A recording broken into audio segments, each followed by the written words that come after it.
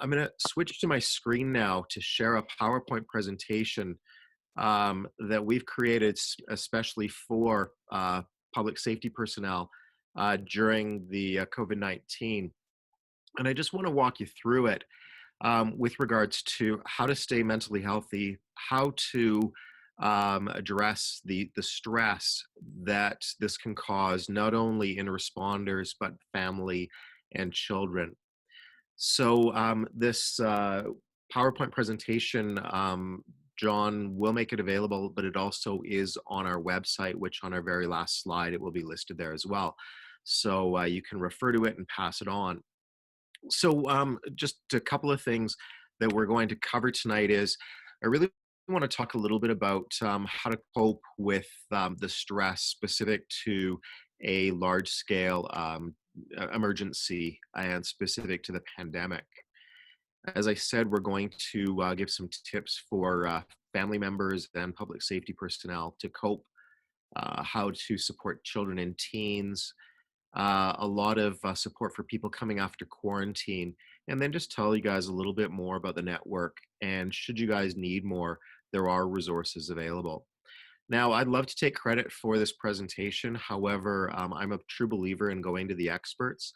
And this information was adapted from the CDC, the Center for Disease Control in the States, as well as SAMHSA, which is really they are the go-to, almost internationally recognized as being the people that take information, collate it, and put out best practices and credible information.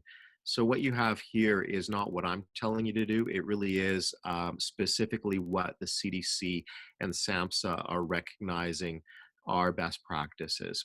So as we go along, if you do have any questions, please, as John said, raise your hand and I'd be happy to address them. So we know that going through a large-scale event, whether it has been forest fires, whether it has been, anything else that is flooding has been another thing that Alberta has been hit with. But another aspect of a large-scale event is what we're going through currently. And we do know that in public safety personnel, that doing your job can be very, very rewarding, at the same time being very stressful.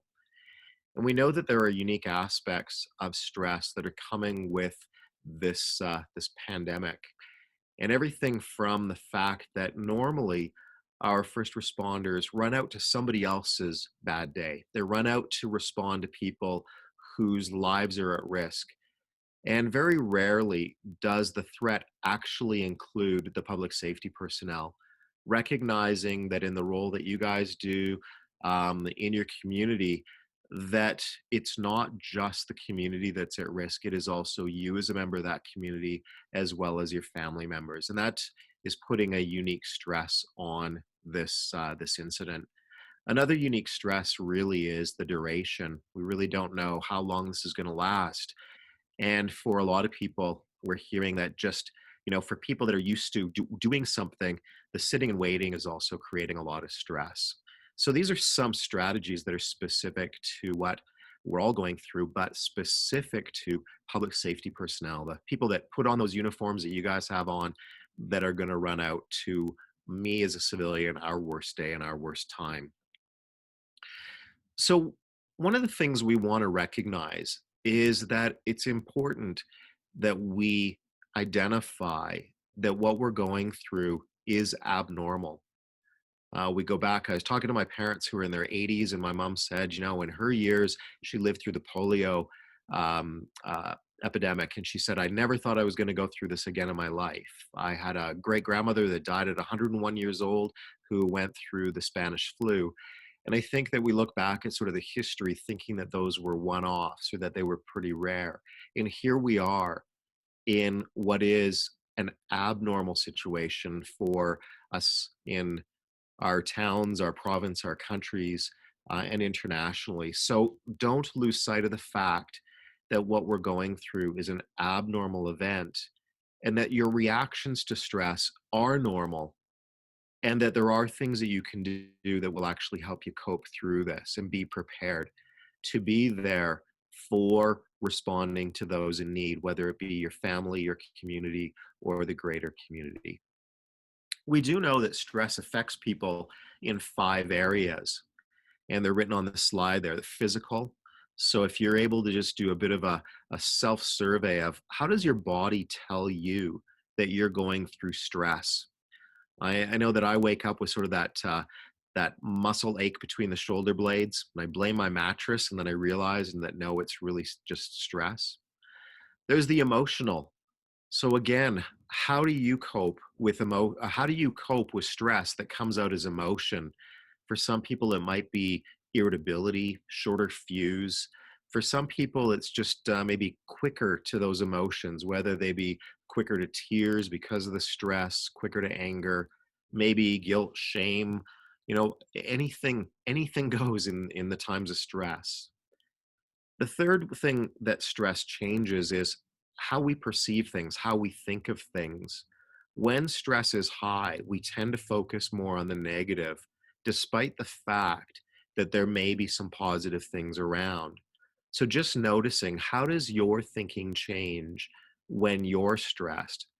And then what you're able to do is just recognize that as your stress level goes up, which is, oh, there's one of those signs. There's a sign that I need to do better at looking after myself. The fourth way is our behaviors start to change. For some people, behaviors are social distancing, and you might not recognize that during a pandemic when we're already sort of social distancing and social isolating. But there are other behaviors that stress causes us to do. And if we recognize what those are in ourselves, we're able to come up with some strategies to sort of break free of them.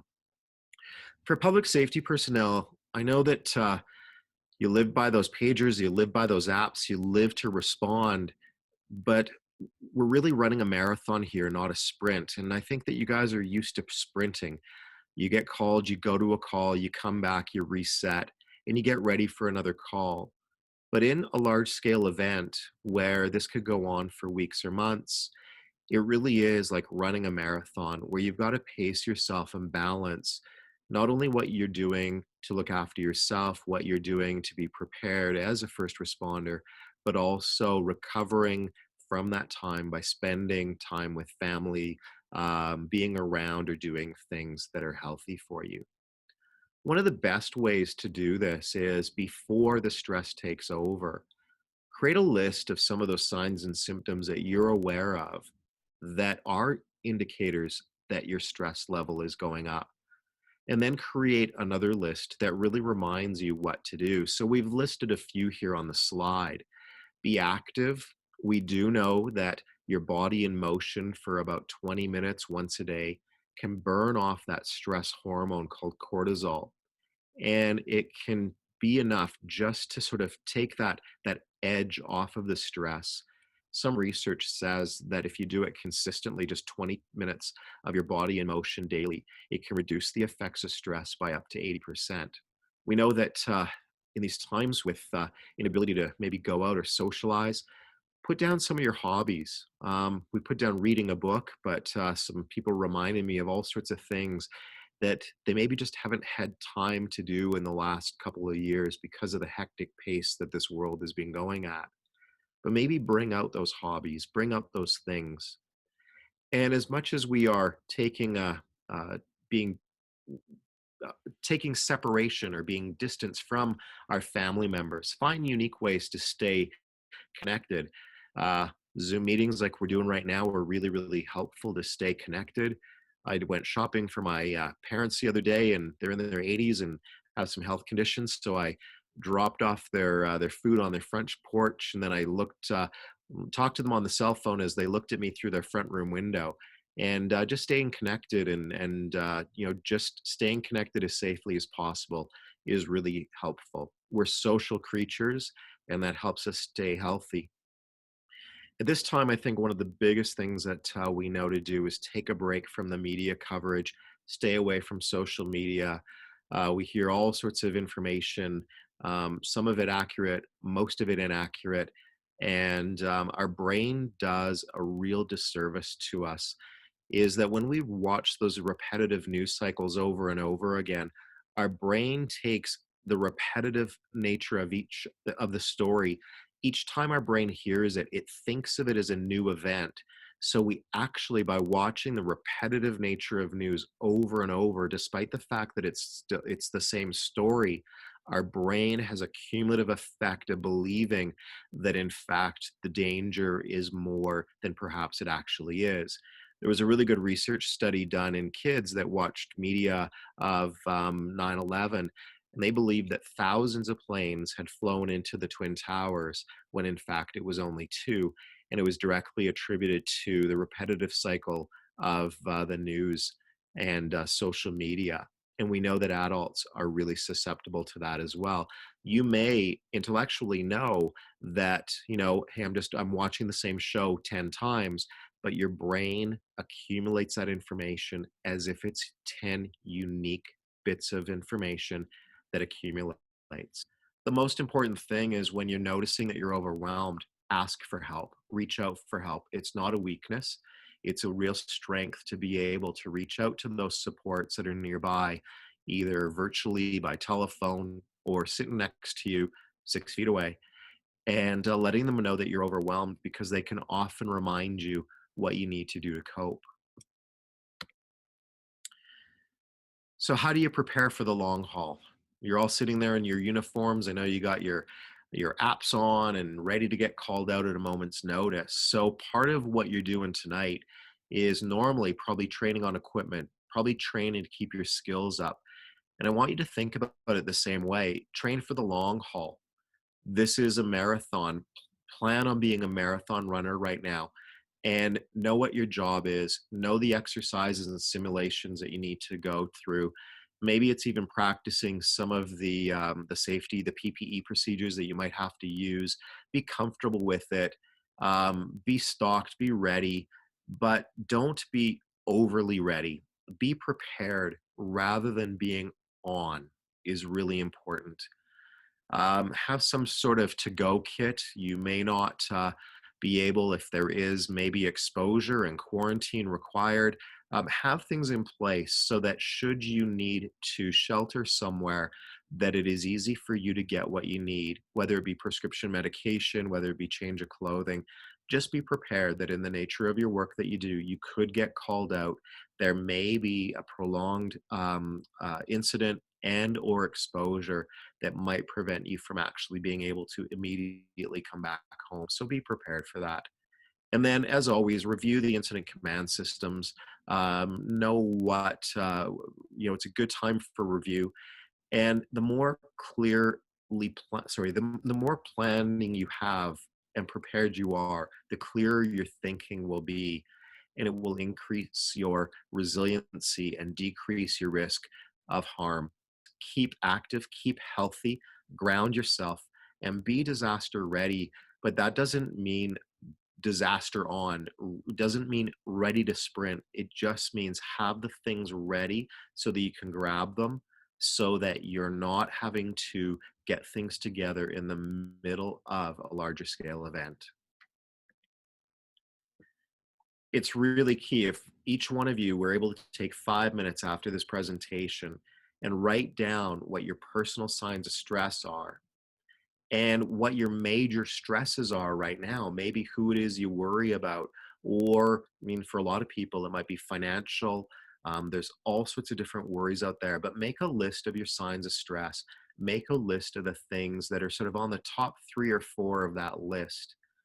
And what's really good is create a buddy system where maybe you can encourage each other to, relax, talk, or even go for a walk. Again, keeping that social distancing, burning off some of the stress is important. But if you're able to have a buddy system where you can have each other's backs and work with each other, and again, somebody who knows what your baseline is, somebody that knows you so that they can recognize when there are signs that you need to maybe that you're impacted by stress and it's time to disengage. Choose the constructive ways to cope with stress. I know that we all have defaults that may in the short term help us through, but in the long term can actually increase our stress. And we just want to make sure that at a time when you're preparing for the long haul, that you're choosing healthy activities rather than maybe some of the go-to stopgap measures. And some of the key things is, as much as routines are being disrupted, see if you can establish a routine. Sleep behaviors, we know, I'll remind you, 22 minutes of exercise or body in motion a day can help improve your sleep. But the more routine your sleep wake cycle is, going to bed, getting up at the same time, practicing a routine through the day can also really help reduce that stress cycle as well. So, what are some of the common signs? I know that you guys probably have a brochure in your hall and around, because I'm pretty sure John's given them out, called After a Crisis. And they've got a logo on them that look like the one behind my shoulder here. And they talk about what are the most common signs and symptoms of stress. And I just want to go through a few of them here. So, again, a sense of sadness or apathy. Sometimes people that are stressed, especially public safety personnel, you're caring for your family, you're caring for yourself, you get called out, and it just takes too much to care. So there can be this sense of sort of shutting down or apathy, maybe even some sense of guilt or shame, like maybe that you are leaving your home and leaving your family when they need you. Those are normal. Being frustrated, a shorter fuse. I mentioned irritability already. That's probably the most common one. But over blaming yourself or others, feeling numb to everything is a real strong indicator. If you just shut down and feeling numb or indifferent, that may just sort of be like your emotional fuse is sort of blown. It needs to be reset, and that it's time to do some self-care and take steps away. If you're noticing that your attention, poor attention to your self-care, like, it doesn't matter. And again, with social distancing and isolating, maybe you don't feel like you need to get up and get showered and get dressed because you're not getting out of the house. But it goes beyond that. It goes to really that neglect of your own needs. That would be another sign that stress is taking over. And a constant feeling of being tired or exhausted or overwhelmed is a really good sign that your body has been burning on that sort of stress, that ready to respond mode. And then you alternate to those tired, exhausted modes. And if you're going between those two extremes, that might be an indicator that the stress management techniques really aren't working that well. And you, again, probably want to increase some of the get active, the healthy eating, the talking to your supports. And if you notice that your performance is going down, that you just don't feel like you're doing as good as you once did in, your area of work, well, it might be because, again, it's harder to practice using, the Zoom video, but do something that increase that performance. And if you notice that you're relying on caffeine to sort of jack yourself up or alcohol to sort of quiet you down, those things are just going to add to the problem. So in times of stress, make sure that your alcohol and drug and caffeine intake has not increased beyond what your norm is. So how do you know if what you're going through is impacting you? Well, worry and the sense of impending doom, that something's about to happen. Worrying is really a fear about the potential for something happening. And I don't know about you, but I'm really bad at predicting the future. But a lot of us spend a lot of time thinking about what could happen, despite the fact that we're really bad at making accurate predictions. Just think about it. If we're actually good at predicting the future, I think we would have won the Lotto Max $70 million this week.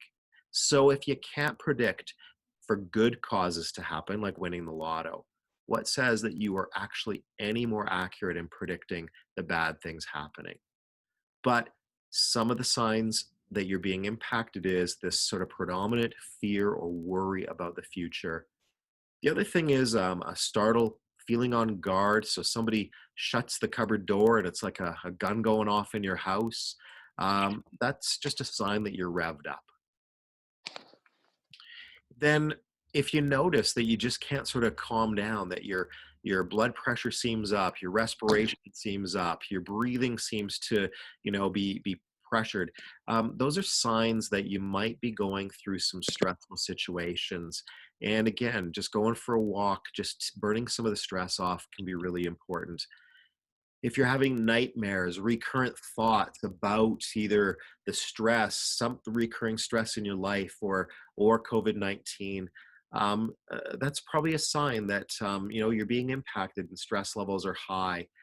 And the other thing, the last point here, is if you're feeling like you're taking on everybody else's stress, like you're heaping it on yourself, or even that other people are putting it on you, that could be a sign of this sort of psychological overload. And if you just go back to get active, get rest, talk to your supports, eat healthy, start with those four things, focus on some hobbies, all of these signs of impact will start to come down. Now, another aspect of coping with stress is, despite the fact that most of us are socially distancing or socially isolating, it doesn't mean that we're not going to see these interpersonal impacts, meaning that how we relate to other people. So, this irritability, this anger and hostility, maybe even this need to blame others, maybe it's members of your team that just sort of seem to have disappeared. They're nowhere to be found. It just seems overwhelming to be, responding or on call or even come to training. Those can be signs.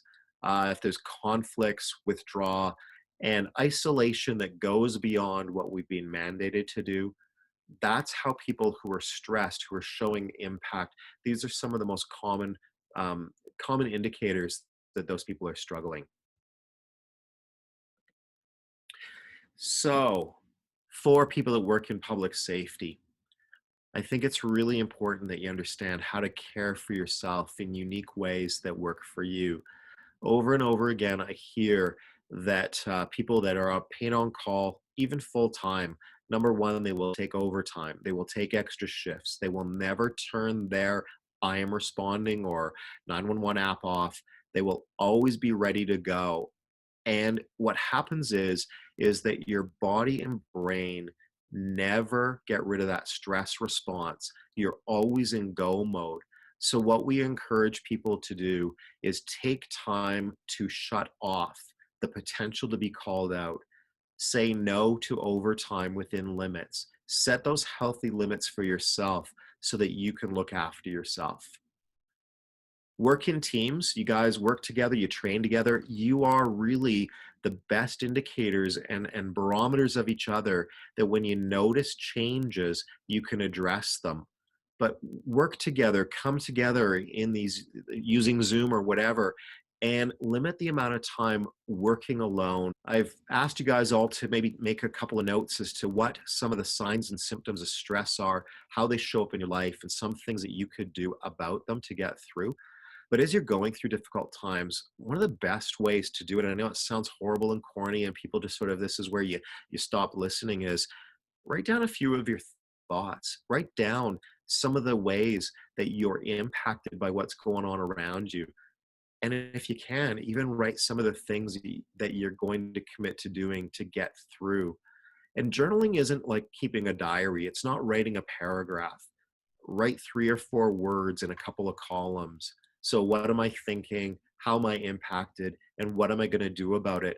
And if you just put one word in each one of those columns, that can be enough to help you get through and increase your self-care.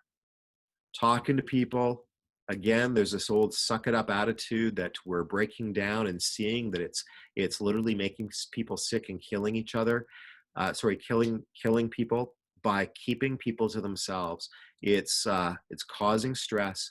It's causing people to literally have stress that goes unaddressed, has been correlated with heart disease, stroke, fibromyalgia, chronic pain, some cancers, diabetes, and the list goes on and on. So we absolutely know that holding stress in is killing us.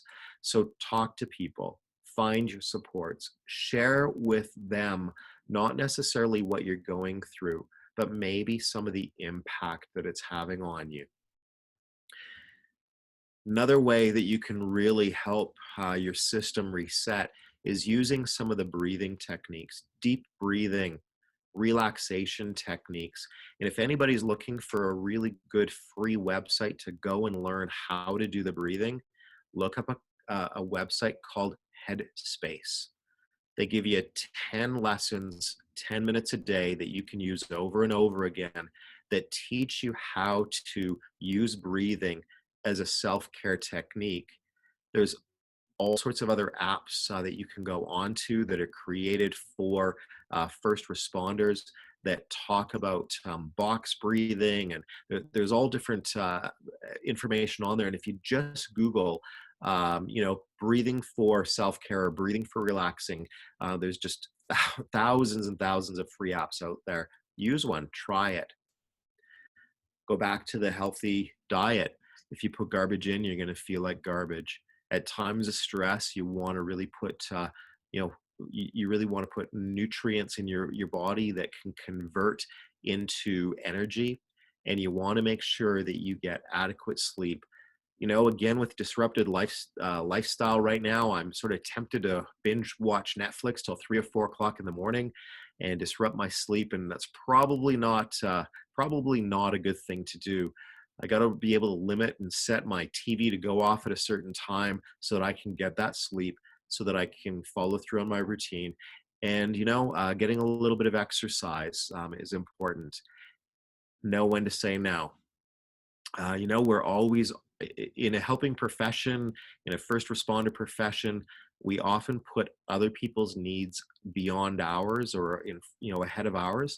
And knowing that right now it's okay to say no. It's being able to say, I can't do that now, but I can do it tomorrow. Draw those boundaries. Saying no is not a bad thing. Saying no today doesn't mean that you will never do it, but know when it's healthy for you to meet those demands and those needs. And one of the most important things that people hear me say over and over again is that be okay with not being okay at times. This you don't need to put on a brave face. You don't need to suck it up. You don't need to pretend that everything's okay. What we really need to do is acknowledge that it is okay at times to not be okay, and create a safe environment and a culture within your department to really, really hold on to that and recognize that not being okay is actually okay. So, what's important to remember? It is not selfish to take a break and turn off that app. I don't want your chief to maybe have a heart attack and stress out thinking that next time there's a call out, nobody's going to respond. It has to be done in a coordinated way. It has to be done in a responsible way. So maybe a rotating break, maybe allowing people to, sign in where it's known that they're turning off, the ability of being called out. That is okay. And what is key, and I know this is really hard, this slide is probably the one that most public safety personnel really struggle with, is that other people's needs and well-being are not more important than yours. And in fact, in order for you to serve your community, your well-being is the most important thing. It allows you to be able to go out and do the work that you do in a healthy way. And as I said, we need public safety personnel to the end of the marathon. We don't want them sort of wearing out at the end of the sprint. So it is okay to look after your own needs. And I hear a lot of public safety saying that they're really not enjoying going out even to get that exercise, because if you are in your community as a first responder, people are maybe asking you questions or asking you for information, and it is absolutely okay to say that, hey, you're taking a break from that and you don't want to talk about it. It's okay to set that limit. When you are out looking after yourself, you don't need to answer the questions of the general public. You can defer them. And there's this idea that the more I work, the more of a contribution I'm making. That's not true. Balance the time between work and rest so that when you are called upon to make that huge contribution, that you are able to do it. And there are other people that can help, and being able to respond in maybe a way that you take off on each other, meaning that you're able to take a break because you do have that confidence that there are other people that are available, would be really important. And most importantly, I will go down to the very last point, is know what the signs are of your stress, the stress in others, create a safe environment for people to not be okay, and that there is resources that they can reach out to get through this, whether it be their natural resources at home or other people that work in your department. But we want to really create this culture of recognizing signs in myself, recognizing signs in the people that I work with, knowing what to do myself, and knowing that there are people that will remind me how to look after myself if I lose track of that. And that it's not a failure, it's not a criticism, it's a community coming together to care about each other. So are there any questions before I move into the next session, which is for some of the family members of public safety personnel?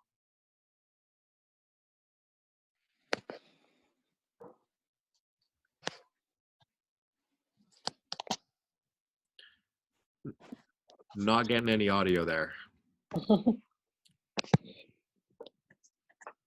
I guess I should unmute myself as well. There you go.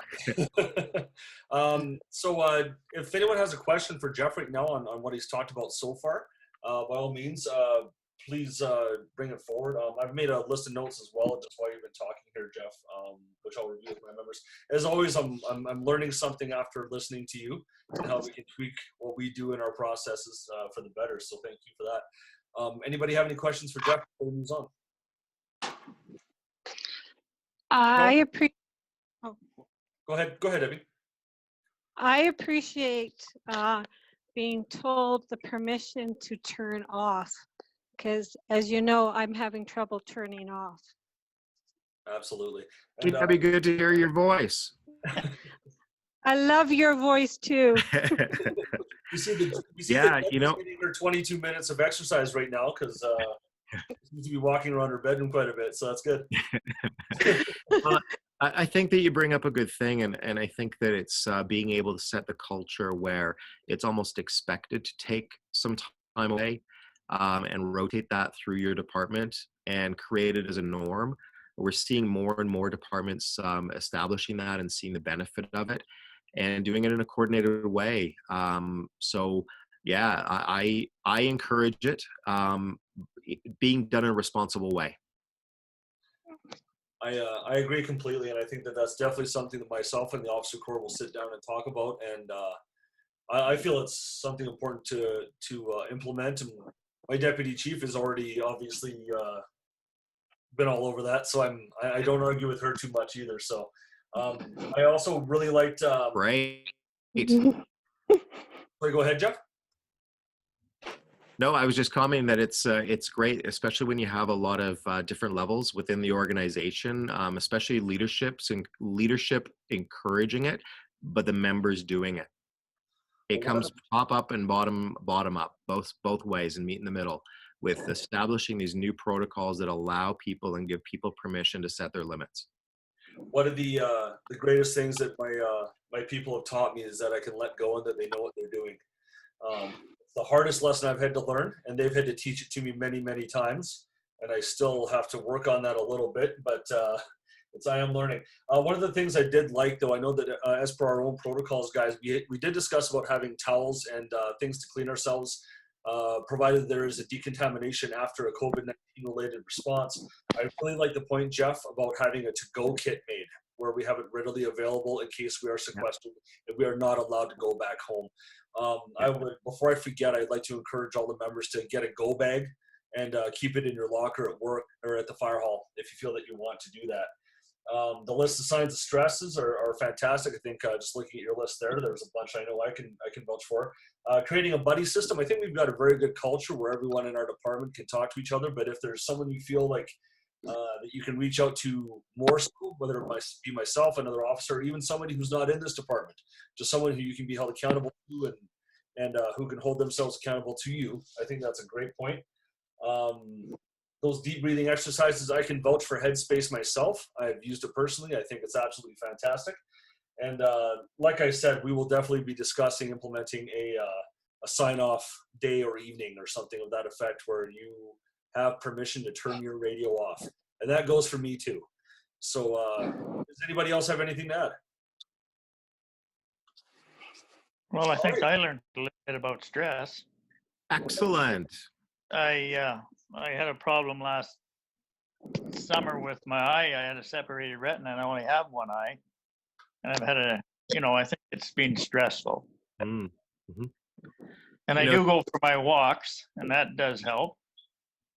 And I am sharp sometimes, I know that. If you guys are interested in some information on stress, Netflix is really popular right now. There's a really good Netflix series called The Mind Explained. And episode number 3 is on anxiety and stress. And it's by my favorite person on this topic. His name is Robert Sapolsky. And he wrote a book called Why Zebras Don't Get Ulcers. And he's a neuropsychiatrist that has spent his life dedicated to understanding how stress affects human beings.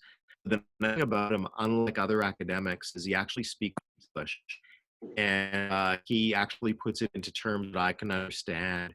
And he has done about a 15-minute little blurb on the Netflix series, Mind Explained, episode number 3. And he uses the principles of his book called Why Zebras Don't Get Ulcers. And if you're looking for more information on stress and how it affects us and what to do, there isn't a better source than Robert Sapolsky and that little blurb there with him on Netflix. Awesome. Yeah. Perfect. Right. Okay. Nobody had. Oh, somebody else have something to say? All right. With that, folks, I'm just going to go ahead and mute the rest of us. And Jeff, please continue on.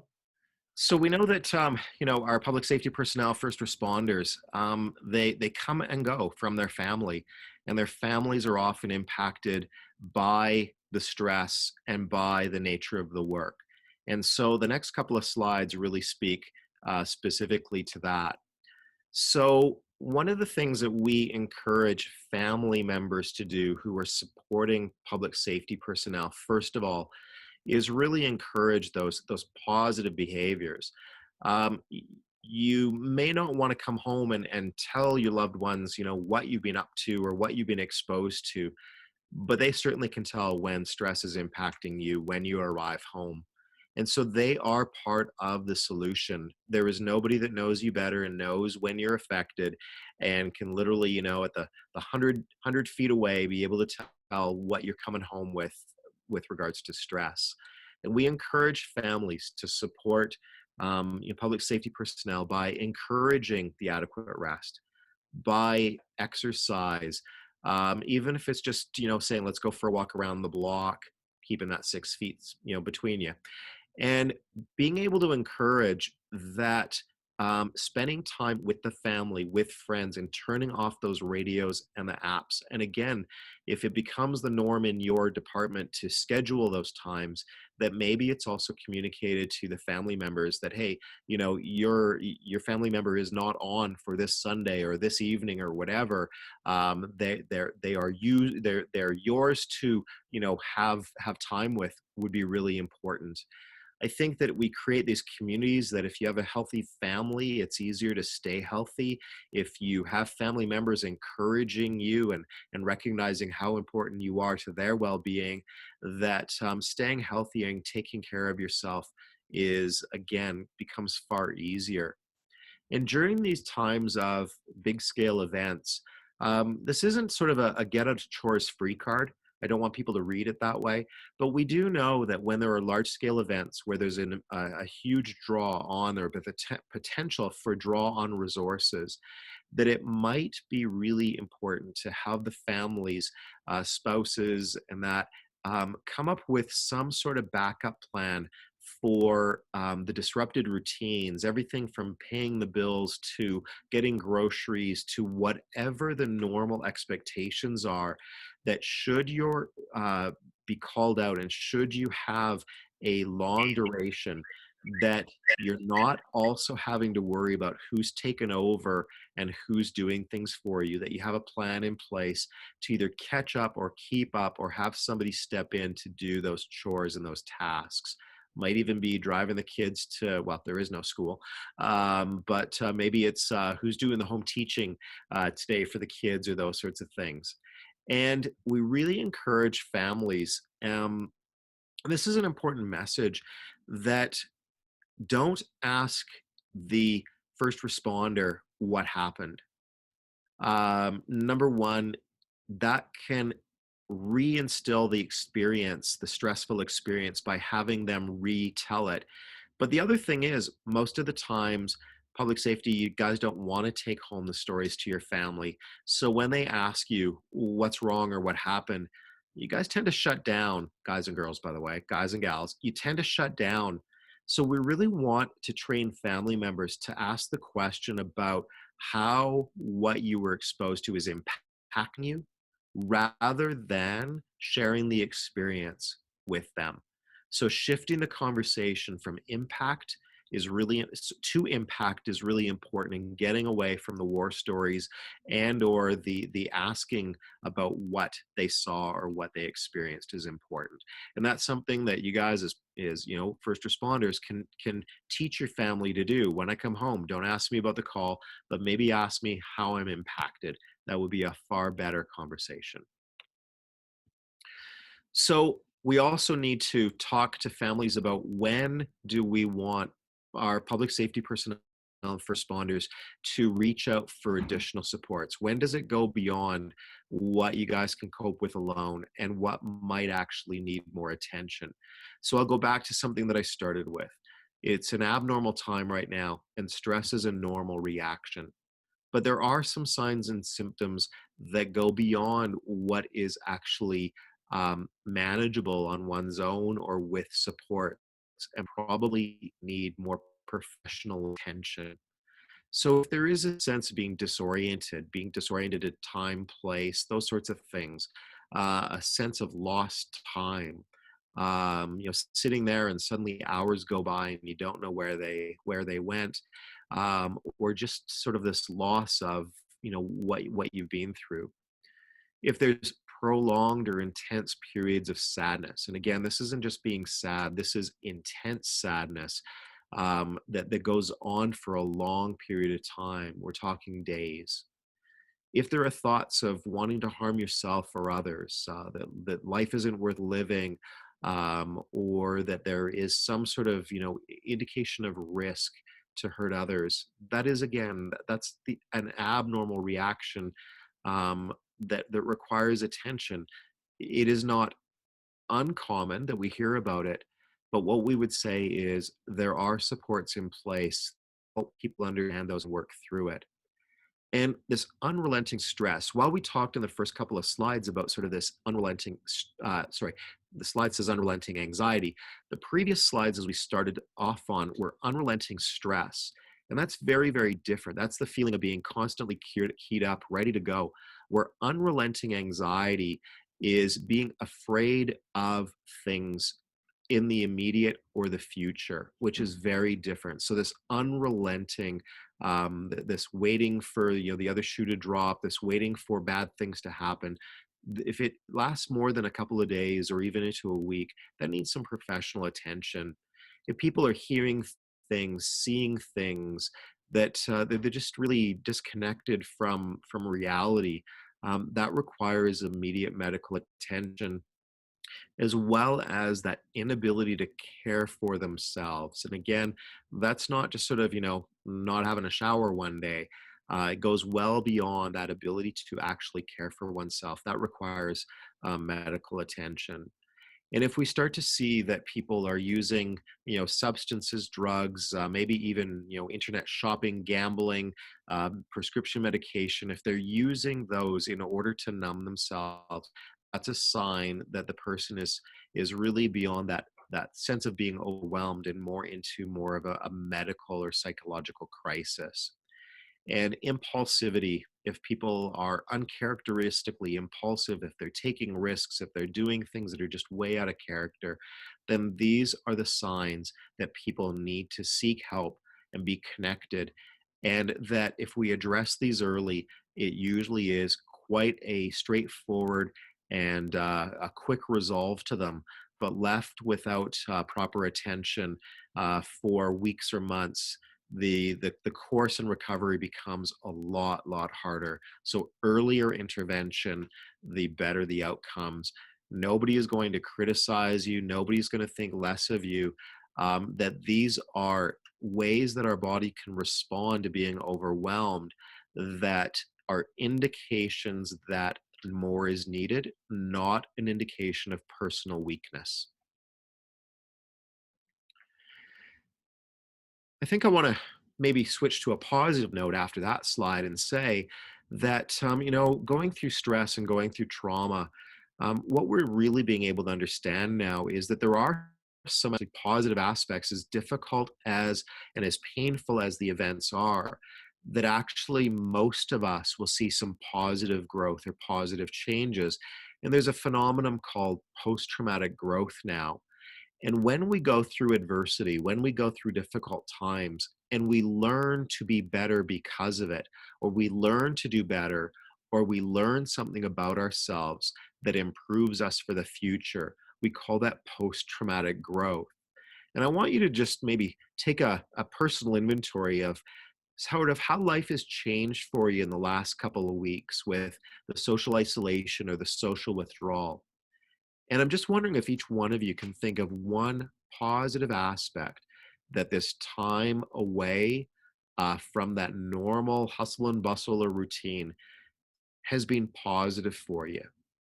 And I don't want you to sort of tell me out loud what that is. We'll maybe if we'll share that at the end. But just think about what has changed for you in a positive way with this change to the way the world is working right now. Maybe something that you took for granted that you sort of, by slowing down, you're no longer taken for granted. Maybe also becoming more tolerant or understanding, um, and an appreciation for things that probably just flew by us and sort of the speed that life was going for. I know that probably we're more grateful for the relationships that we took for granted that we're more distant from, but think about what the other things are that maybe we took for granted that we're now grateful for.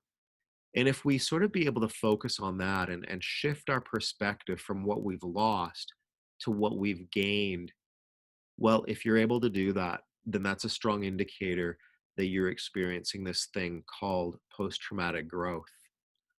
We see through the worst of times, the best of people come out. We see that community can come together and support those in needs. We can see people contributing to others, maybe when they don't have much, but they contribute the little bit that they do. We really see communities coming together. And if we focus on the growth, it can really help us get through the stress of some of the negative aspects of what we're going through. So before we move on to supporting children and teen, which I believe is my last section, any questions or comments on the family component, also some of the signs and symptoms that sort of say that more is needed, and this idea of post-traumatic growth?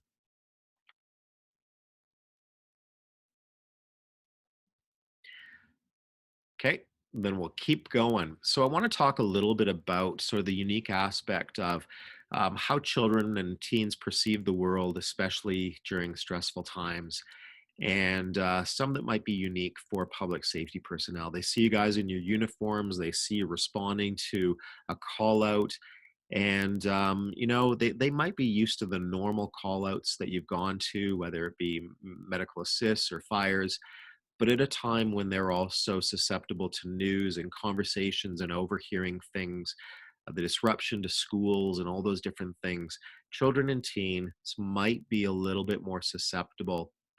And they don't really perceive the world in maybe the same way. They don't have the same experience. And they really might not understand as much what's going on. As I said to you before, there was a study done after the 9/11 attacks, and the repetitive storytelling of the planes that flew into the towers, most children believed that there were thousands of planes that crashed into those towers. They were not able to distinguish one single incident being replayed over and over again. And they really sort of became this cumulative effect. We're beginning to think that that also is about the conversations that we have where kids overhear us, our conversations, maybe even hear the news in the background. It really has that cumulative effect and causes stress. And we see that children and teens respond in, well, normal ways for them, but maybe abnormal ways for us as adults to recognize. So we really see a change in emotionality from either excessive crying and irritation in younger children's to perhaps regression back to maybe behaviors, infantile behaviors that they'd outgrown before. Maybe they revert back to, again, maybe needing more care and attention and seeming like, they're younger than their age is right now.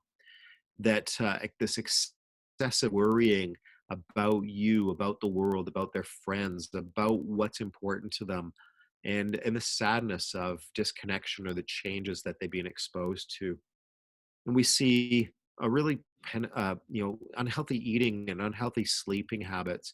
And that might be that this need to maybe wake up in the middle of the night and maybe wanting reassurance. Maybe they want mom and dad to crawl in bed with them or crawl in bed with mom or dad.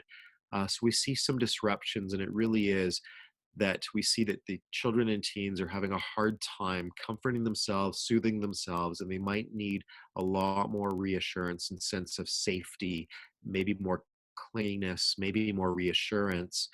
And again, that irritability and the acting out. If we see dramatic changes in teens, chances are that that is stress. And we need to address it as so rather than sort of being bad behaviors. We see that again, school performance, and again, maybe again with the online schooling, maybe what we're seeing is their performance or attention is less. Maybe they're less focused on it.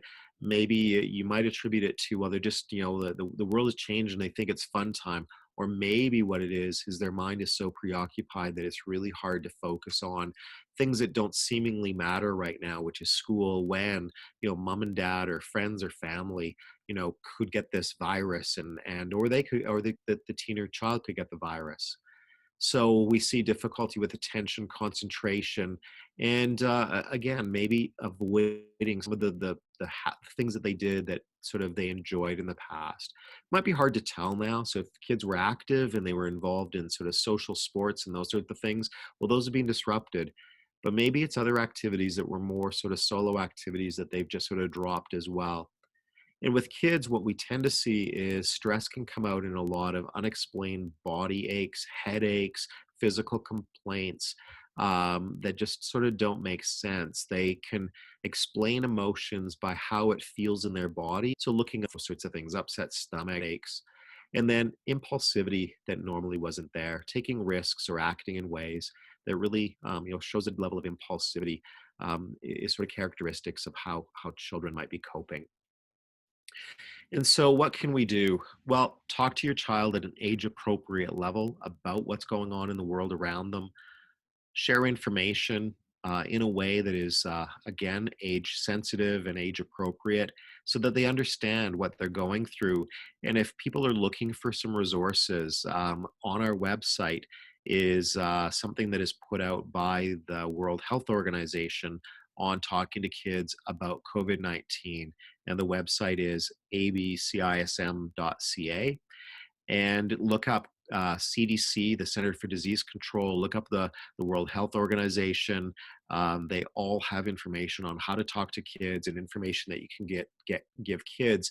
And what it really says is reassure them that you're safe, that they're safe, that while we're going through abnormal times, there will be a return to normal, and that it's okay to be upset at the changes, and maybe even model how to, how you're dealing with your own stress so that they can learn from it. Good role models, after all, that's really what parenting is being a role model to show them how to, sort of be the adults you want them to be. But if you're role modeling coping with your stress and you're showing them what you're doing, then they're more likely to do a good job of coping with their own stress as well. So what can you do to sort of help support those kids at home? Limit the news exposure, limit social media, limit that repetitive news cycle. Children misinterpret what they hear. They don't have the same experience of the world or the same understanding, and things that may not frighten you or that seem understandable to you will not be understandable to children and teens. Keep to a routine. As much as things are being disrupted, if schools are closed, create a schedule of learning, relaxing, fun, family time, set expectations, give them chores, those sorts of things, and be a role model. Connect with your friends, connect with your family, let them connect as well, respectful of the current restrictions that we have. And that's how you can support your children at home. And there may be some degree of fear that I'm hearing a lot of times when first responders are leaving the home in the uniform. Some of the children become afraid of the uniform as almost being like a contaminant. Let them know what you do to stay safe. Let them know the practices that you go through. Let them know that when you go and respond to people, the measures that are in place so that the likelihood of you coming home and contaminating them or you can being contaminated and being ill are really, really low. Keep to the practical aspect. Don't go into a lot of in-depth discussion. Keep it age appropriate, but let them know that there are ways to protect yourself and them from this virus.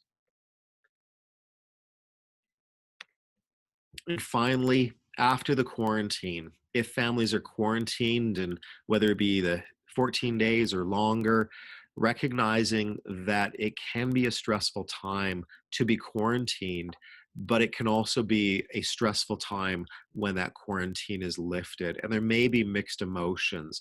There might be, again, some maybe guilt that maybe members of the community have really been affected by the virus where they haven't or your family haven't. And there can be mixes of sadness, of guilt, of anger, all sorts of things. Those are normal after the lifting of a quarantine. And they may, again, once the quarantine is lifted, there might be a sense that going out is dangerous, so they might continue to fear or worry about their own health or those of the loved ones. And it's just being able to provide that reassurance and that information that the danger is over, that it is safe to come out, and that to talk about it practically with them. And the other part of it is the stress. We all are walking through the grocery store, and we're seeing people that are too close or too far. Right now, my attunement to sort of what other people are doing with regards to social distancing and social spacing, but also in quarantine, there may be a need for self-monitoring or monitoring by others. And once that goes down, there may be a sense that not being monitored actually poses a danger, and being able to explain practically not just the stress of constantly having to be monitored, but also the withdrawal of monitoring, why nobody is checking up on their temperature or for signs and symptoms now that the quarantine is over. Again, the stopping of a quarantine can be just as stressful as actually the initiation of a quarantine. So just be aware that, again, safety, we're reinstilling in our children and ourselves, in our youth, in our public safety personnel, the whole idea of of taking these safety measures. And once they are relaxed, it doesn't necessarily mean that people are going to feel safe. They may continue to feel that heightened level of stress and threat from this invisible virus, despite the fact that the danger is now over. So addressing it is really, really important. Again, some common reactions here. Just normal changes from the baseline: sadness, anger, frustration. Just again, normal changes. And maybe I think a lot of us expect that the moment that this virus goes, life will return back to normal. And it really is setting out reasonable expectations that it's going to be a more gradual change back to normal, not an overnight change. So being realistic will also help people reduce their stress once the quarantine is over. And just being aware, just being supportive of each other and the changes that people are going through, and being offering that supportive ear, and really remembering that it's okay to not be okay, and that it can start a conversation about how to support a person through a difficult time. So the last two slides are about the additional resources. There is, for people that are struggling, depending on the level of risk that they pose, again, accessing your local peer support, accessing our toll-free peer support system that's province-wide. If you need more information about sort of the physical health aspects of COVID-19, HealthLinks line. If people are a risk to themselves or others, there are suicide prevention line. There is the Canadian Mental Health Association. There is Edmonton region, but in different regions of the province are also available for people that might be showing some signs of that, their mental health is being affected. And there are other distress lines 24/7 around the province that are available to help people through either the physical crisis of this COVID-19 or the psychological aspects of it. And the very last slide that I have is really, you are not alone. We have trained, including John and Debbie, about 1,100 peers around the province in the area of fire, EMS, search and rescue, enforcement, the list goes on and on. And at any given time, we have about 300 peers that are ready to pick up that phone when somebody calls out for help and provide a guided conversation of peer support to help that person cope and reactivate their coping strategies. And it really is 24/7, 365. You will go through to a call center with a trained peer that will answer the phone, find out what you need, and then activate through our app a peer that is either in close proximity or in complete anonymity, that will be able to call you back to help support you through whatever difficult time you're going through. So that is the end of the presentation for me right now. Those are the 26 slides. And if you have any questions or comments about it, I'm happy to entertain those at this point. That's excellent. I've unmuted everyone, so you are free to answer your questions. One thing that I wanted to mention here, Jeff, as well. Thank you very much. I wasn't expecting for you to elaborate on what our kids are going through, and a lot of the things you've talked about. I've got 3 children and a brand new baby who's completely oblivious to what's going on anyway. But a lot of the stressors that you noted are happening within my own children. So one thing that, in light of everything that's been going on, they have bolstered the numbers for the Kids Help Phone as well. So Perfect. Yeah. So that's another resource that's out there as well for the kids to actually talk to someone as well. So who has some questions for Jeff? One of my concerns about I'm a grandma, is the younger kids. They're so afraid that this virus is everybody's going to die. Yeah, I think that I really like the information that the World Health Organization has put out for kids. There's some amazing videos as well that explain what the virus is in kid-friendly language that is targeted towards different ages. And I think that the more information we give people, the better able they are to cope, and that includes kids, but it's got to be age appropriate.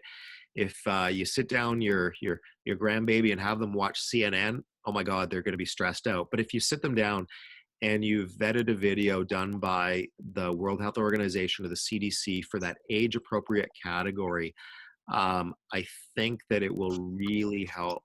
And it's everything made from toddlers all the way up to teenagers.